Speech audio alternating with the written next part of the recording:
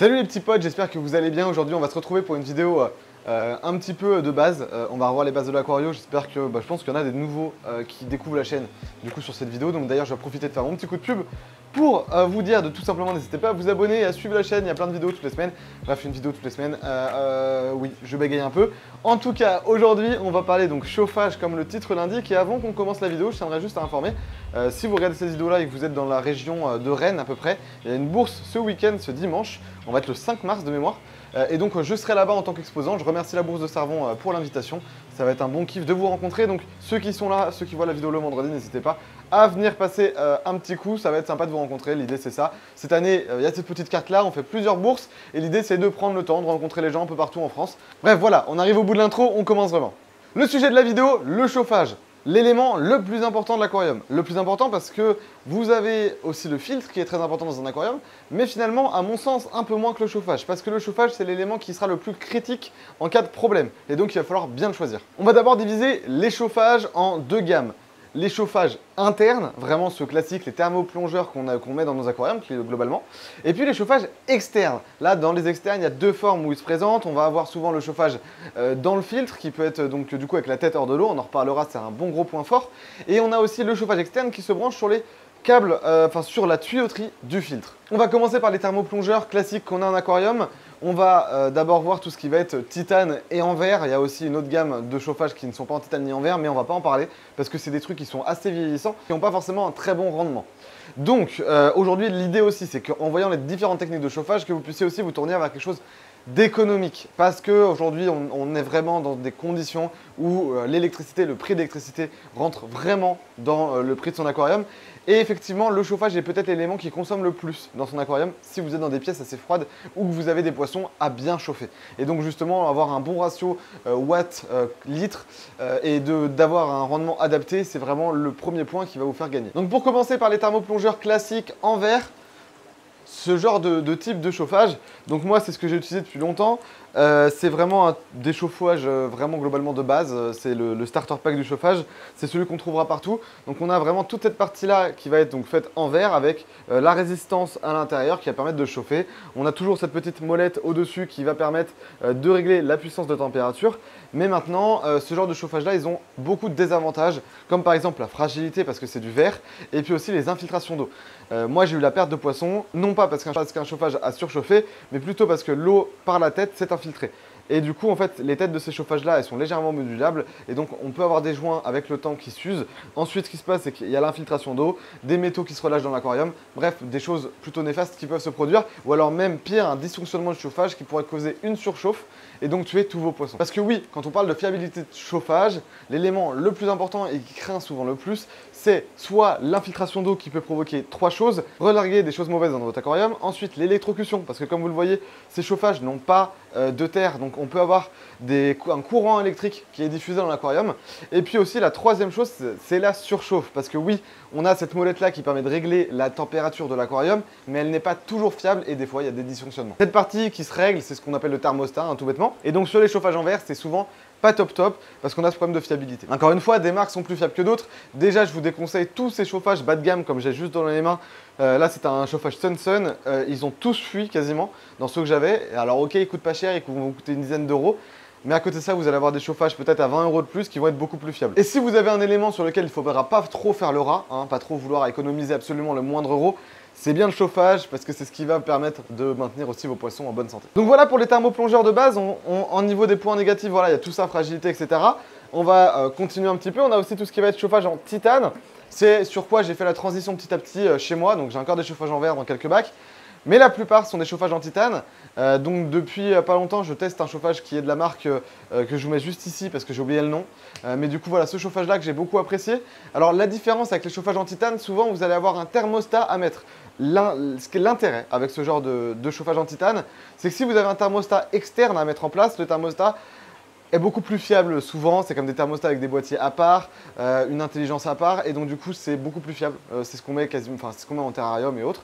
Et donc du coup vous mettez la sonde dans l'aquarium, vous branchez dessus votre chauffage et vous réglez la température sur votre thermostat, vous mettez votre thermoplongeur dans l'aquarium et la température se fera tout seul. Ce sera quand même plus fiable. Et si je peux vous recommander un montage qui sera vraiment le plus fiable dans votre aquarium avec un très bon rendement énergétique, c'est chauffage titane avec un thermostat. Maintenant, ce chauffage-là dont je vous parle est un chauffage titane qui a un thermostat intégré, c'est-à-dire que, alors la différence c'est qu'on n'a pas de molette, donc on a moins d'infiltration d'eau. Par contre, le plus et le moins du thermostat sont à l'extérieur du bac.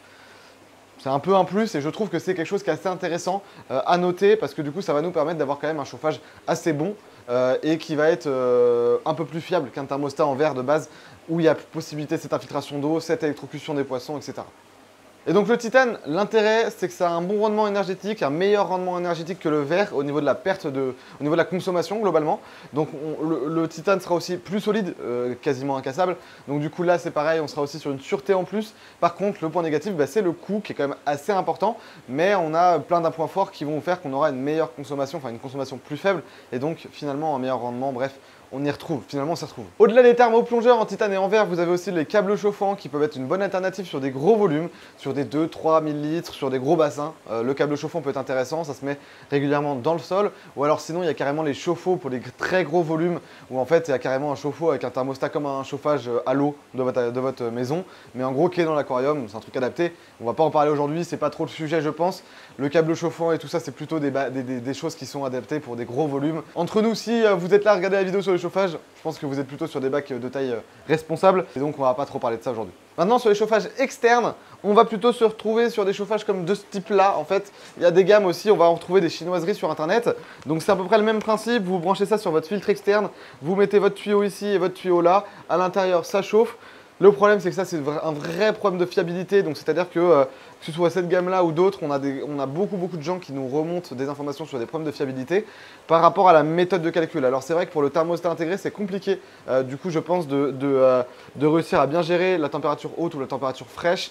L'idéal, je pense, quand on utilise ce genre de chauffage, parce qu'en fait, alors oui, ça dépend aussi du débit qu'il y a dans le tuyau pour régler la bonne température. Donc voilà, il y a plein d'éléments qui font que c'est compliqué pour ce chauffage de comprendre ce qui lui arrive. Souvent, on peut avoir des grosses surchauffes. Et donc du coup, ce que je vous conseillerais, si vous utilisez ce genre de chauffage externe, c'est impérativement de les mettre sur un thermostat. C'est pour moi essentiel. Vous mettez la sonde dans votre aquarium, vous le branchez dessus, vous réglez la température sur votre thermostat et au moins vous êtes sûr que ça, ce sera fiable. Parce que le problème de ce genre de chauffage, c'est la fiabilité. Et toujours mettre un thermostat, c'est un plus. Et les thermostats sont souvent quand même de bonnes aides. Maintenant, vous avez une autre technique pour éviter d'avoir cette infiltration d'eau, ce dérèglement de thermostat et avoir une meilleure fiabilité, c'est d'éviter que la tête du thermoplongeur soit dans l'eau. Je m'explique. Cette partie-là ne va pas chauffer, donc vous voyez, toute la partie du haut ne va pas chauffer. Il est souvent recommandé par les constructeurs de ne pas faire passer l'eau au-dessus de ce niveau-là. Et d'ailleurs, on voit water level sur le chauffage nous indiquant donc que normalement l'eau ne doit pas être au-dessus de ce cran-là. Dans la réalité, c'est que le chauffage est tout le temps complètement immergé dans son aquarium. Et donc ce qui se passe, parce que ce soit avec l'évaporation ou quoi, on l'immerge par sécurité. Et donc c'est là qu'on a des problèmes, des surchauffes, des déréglages, des casses de matériel. Et donc la bonne technique, c'est que certains constructeurs ont aujourd'hui plongé leur thermostat dans leur filtre, comme le OAS. Alors je parle du OAS parce que c'est celui que j'ai à la maison qui est juste là-bas, mais il n'y a pas que celui-là, hein, évidemment. Et donc tous ces chauffages-là qui ont vraiment le thermostat à l'intérieur, vous n'allez pas avoir d'eau au niveau du réglage, donc moins d'infiltration d'eau et forcément moins de problèmes. Donc si vous optez, vous réfléchissez au filtre à choisir, n'hésitez pas à choisir avec un filtre qui a un thermostat intégré, ça peut être une bonne aide et vous aurez une meilleure fiabilité du matériel. Au niveau du thermoplongeur intégré dans le filtre, j'ai pas forcément de conseils à vous donner sur quelle marque choisir. Globalement, il y en a plein qui commencent à le faire. Et donc, trouvez celle qui vous intéresse, celle qui vous voit le plus, etc. Voilà, n'hésitez pas à faire votre petite recherche. Maintenant qu'on a vu globalement tous les types de chauffage, comment on va le choisir, son chauffage? Question budget, si moi j'ai des recommandations à vous faire, c'est que si vous avez un peu de budget, vous partez sur des chauffages titane. Si vous avez un peu moins de budget, vous partez sur des chauffages en verre, thermoplongeur haut de gamme. Autre solution, vous partez sur un chauffage intégré dans un filtre. Pour moi, une très bonne solution aussi. Et donc là, pareil, si vous changez votre filtre et vous changez votre chauffage, tant qu'à faire, passez sur ça. Ça vous coûtera un peu plus cher à l'achat, mais peut-être même moins cher que d'acheter un chauffage plus un filtre. Donc globalement, c'est vraiment chose à réfléchir et à voir aussi au niveau de votre budget. Mais en tout cas, si vous avez les moyens, partez sur du titane, vous serez bien mieux en termes de sûreté. Au niveau de la puissance à choisir, c'est aussi un élément très important qui va vous permettre de faire des belles économies. En termes de chauffage, ça va aussi dépendre de la technologie de chauffage intégrée.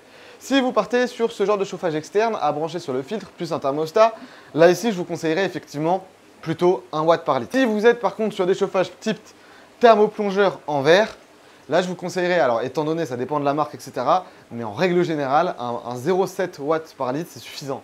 Vous avez un 600 litres, moi il y a même des 600 litres que j'arrive à chauffer à 28 degrés, du coup dans le bac qui est juste en bas, en dessous de celui-ci, c'est un bac de 600 litres, il est chauffé à 28 degrés, un seul 300 watts, ça me chauffe tout le bac, il y a un couvercle donc il y a moins d'évaporation, enfin moins de pertes thermiques aussi, et puis en bas de la pièce il fait quand même très froid, on va regarder avec, hop là, au niveau de mon petit, voilà, vous voyez, en bas de la pièce, dans la pièce à hauteur d'homme, il va faire 27 degrés, et par contre, en bas de la pièce, il fait 24 au sol. Donc du coup, ce bac-là aurait tendance normalement à être assez bas. Donc si vous êtes dans une fiche room ou quoi, un 300 watts pour 600 litres, c'est suffisant. Donc là, on est carrément à un ratio de 0,5 watts par litre. Mais j'aurais tendance quand même à vous conseiller, pour être large, à prendre du 0,7 watts par litre. Évidemment, si vous êtes en dessous des 15 degrés en permanence dans votre pièce, un garage ou quoi, partez sur plutôt 1,5 watts par litre par sécurité. Mais dans l'idée, si vous êtes dans une pièce à température ambiante, 0,7, ça suffit. Pourquoi j'insiste bien sur le fait de vouloir partir sur un chauffage qui a une basse consommation parce qu'en fait, vous allez économiser du coup sur la consommation du chauffage. Si vous avez un chauffage trop puissant, il y a plusieurs gros risques pour vos poissons. Je m'explique. Il y a par exemple un chauffage qui est ultra réputé, qui est le AEM. Ce chauffage-là, là, vous voyez, c'est vraiment réputé. Vous en avez partout. Tout le monde a quasiment en a eu. Et il y a eu beaucoup de gros problèmes sur le thermostat de ce chauffage-là. Pourquoi? Parce qu'il va en 300 watts chauffer 1000 litres. Il a un excellent ratio. Donc c'est un très bon chauffage à la base à acheter. Malheureusement, quand ils ne sont pas branchés sur des thermostats, on se retrouve avec un truc où en fait, quand on va le mettre dans un 600 litres, si le thermostat il a un moindre problème, vous tuez tout. Et ça arrive très souvent. Des aquariums de 600 litres qui sont chauffés avec ça et le chauffage casse et ça tue tout le monde, ça arrive vraiment, vraiment très souvent et beaucoup plus que ce qu'on le croit.